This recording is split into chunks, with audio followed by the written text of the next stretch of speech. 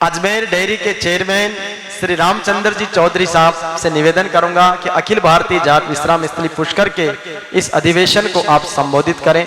सम्माननीय रामचंद्र जी चौधरी साहब के अखिल भारतीय जाट विश्राम स्थली पुष्कर के प्रतिभा सम्मान एवं स्नेह मिलन समारोह के कार्यक्रम के अवसर पर मंचासीन मुख्य अतिथि राजाराम जी मील साहब,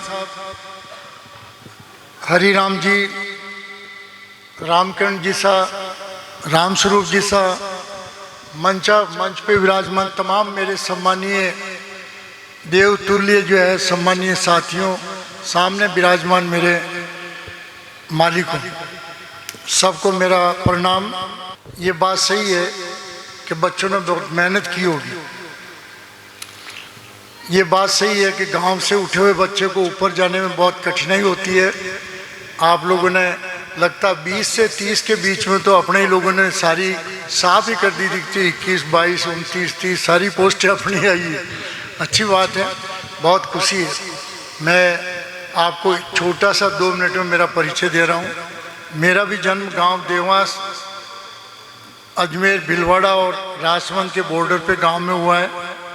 प्राइमरी वहाँ से की, मिडिल रामगढ़ से की, हाई सेकेंडरी मसूदा से की और BSc BEd regional college Ajmer से की। एमएससी फिजिक्स में मैंने जयपुर विश्वविद्यालय के विज्ञान भवन से की। उस समय अजमेर ज़िले में एक भी जो है 1971 में मैंने एमएससी फिजिक्स किया। उस समय मेरे ख्याल से अपने समाज का एक भी बेटा एमएससी फिजिक्स नहीं था पूरे ज़िले में।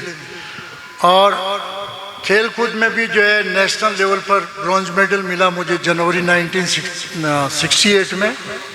परंतु लिखा भाग्य और विधाता के कुछ और है। एक प्रोफेशन तो मेरे जो है पर्ची दी कि मेरे पिताजी एस जगन्नाथन रिजर्व बैंक के गवर्नर है, बेटा वहाँ चले जाने, पर्ची ले जाना, तेरे को खिलाड़ी है साइंस का आदमी, अच्छी नौकरी दे देंगे रिजर्व बैंक में। कहाँ लिखा था, मैं गांव आ गया नहीं। फिर दूसरे प्रोफेसर ने उस समय लिख के दी कि तुम भाभा एटॉमिक रिसर्च सेंटर में चले जाना, फिजिक्स का है तो वैज्ञानिक को वहाँ लगा देंगे। वहाँ गांव जाके पिताजी से पूछा, मैंने कहा वहाँ भेज रहे हैं बॉम्बे, तो पिताजी क्यों पानी में बैठे रह के ही करी तो आपने ठीक तो मेरे लिखा हुआ था। और दूसरे प्रोफेसर जो मुझे रिजर्व बैंक में नौकरी दे रहे थे, मैं देखा 2 महीने की छुट्टी बिता के फिर रिजर्व बैंक की नौकरी में जाऊँगा। जब 2 महीने की नौकरी के बाद छुट्टी के बाद मैं जयपुर गया तो मेरे प्रोफेसर साहब का सिर मुंडा हुआ था। 2 महीने बाद में गया जब, तो मैं समझ गया कोई न कोई तो गड़बड़ है। पता लगा कि पिताजी एक्सपायरी हो गए जिनके पास तुम्हें भेज रहे। तो मैंने कहा मेरी किस्मत भी ऐसे ही लिखी। आगे पीछे जो है सरकारी नौकरी प्राइवेट में रहने के बाद में ये दूध वालों की सेवा के लिए जो है मुझे भगवान ने जो है कहीं आशीर्वाद दिया कि आप पशुपालकों की सेवा करो। तेजा जी महाराज गायों के लिए हमको जीवन कुर्बान कर दिया। मैंने कुर्बान तो नहीं किया, पर पूरा जीवन 3-4 लाख गायें जो अजमेर ज़िले की है भैंसे हैं उनके लिए समर्पित कर रखा है। 3-4 लाख हैं। और मैं ये कहता हूँ जो बच्चे आरएस में सेलेक्ट हुए नहीं हुए उनसे कहता हूँ वर्क इज वर्शिप, काम की पूजा होती है और नॉलेज इज पावर। जितनी अपनी नॉलेज होगी वो आपकी बहुत बड़ी शक्ति होती है।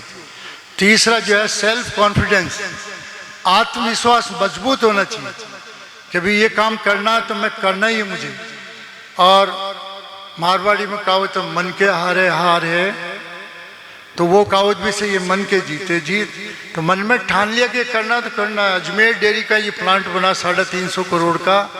हम लोगों ने जब योजना बनाई, मेरे साथी सब हंस रहे थे, मेरा स्टाफ हंस रहा था और जयपुर डेयरी वाले, राजस्थान वाले हंस रहे थे कि अजमेर डेयरी वाला अतरो मोटो 350 करोड़ को लूटो प्लांट क्या न बनाए, ये तो दिवालिया हो जाए, ब्याज में ही जो है मर जाए या डेयरी। पर आपका आशीर्वाद है, हिम्मत और हौसला रखा, मैंने कहा मुझे बनाना है। तो आज एशिया के माने हुए प्लांटों में अजमेर डेयरी का प्लांट, आपका आशीर्वाद। इससे जो है आज अजमेर ज़िले के दूध का ही हम प्रोसेसिंग नहीं कर रहे हैं, उसके ही प्रोडक्ट नहीं बना रहे हैं। 9 जिलों का जो है दूध आता है हमारे पास बचा हुआ। 9 जिले राजस्थान के यहाँ दूध भेजते हैं, साहब माँ का दूध का सामान बना दो। तो ये मेहनत करने से होता है। मैं तो आपसे ही कह रहा हूँ, आज दूध के भाव जो आपको अजमेर जिले में मिल रहे हैं 9 रुपये 75 पैसा फेंक। सुन रहे हो आप लोग, बारला ज़्यादा हो जाऊँ थाने कह रही हूँ, एक फेट का 9 रुपया 75 PR, 6.5 फेट आवे अजमेर जिला के औसत 6.5, तो 62 से 64 रुपये जो है औसत पड़ रहा है किसान को।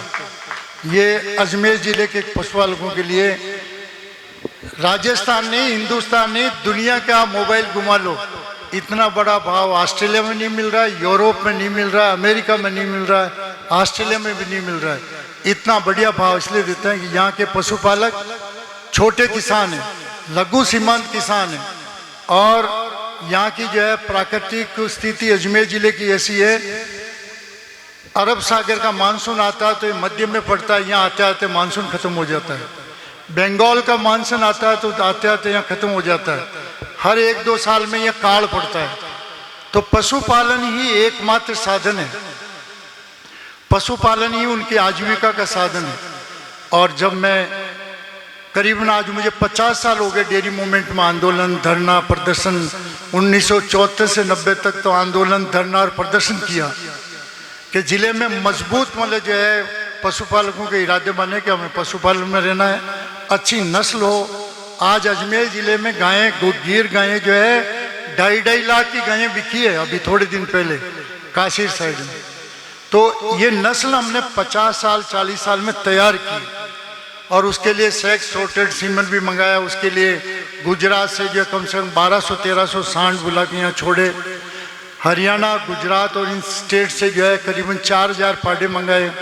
और सबसे बड़ा फायदा हमको हुआ 2010 में भारत सरकार से लड़ाई लड़ी, भारत सरकार ने बात हमारी मानी। हमने कहा, ये मंजू राजपाल जी जो सहकारिता सचिव हमारी कलेक्टर थी, इन्होंने हमको सहयोग दिया।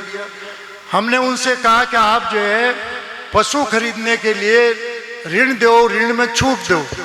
तो भारत सरकार ने उसमें पास कर दिया कि 25% कोई भी जानवर खरीदोगे छूट मिलेगी, SC ST को 33% मिलेगी। और उस छूट की योजना में अजमेर जिले में 40,000 गायें या भैंसें हरियाणा, पंजाब और गुजरात से लाए खरीद के। और जैसे वो 40,000 यहाँ आ गई भैंसें गायें, तो आते ही जो है नस्ल सुधार हो गए। बाकी योजना अपन कर ही रहते हैं। तो मेरा आपसे अनुरोध है कि जो है आपके आशीर्वाद में, मैं हरिराम जी को मैं पहली बार धन्यवाद दे रहा हूँ कि गरीब नेता को ये कम बुलाते हैं जाट समाज वाले, मुझे तो पहली बार बुलाया। सही बात है, मेरे 8 बीघा जमीन है, 8.5 बीघा जमीन है, मकान मास्टरीम बनाया, कोटड़ा में मकान है, ये मेरी प्रॉपर्टी है। बैंक में 5-4 हज़ार रहते हैं, और कम पड़ते हैं तो मैं बच्चों से मांग लेता हूँ, खर्ची दो, देते हैं खूब। चाहे 1 मांगू, लाख मांगू, करोड़ मांगू तो भी देते हैं। वो आपका आशीर्वाद। इसलिए मैंने पूरा जीवन पशुपालकों के लिए ही समर्पित कर रखा है, पूरा आपकी सेवा के लिए। बचा हुआ जीवन आपके ही रहे।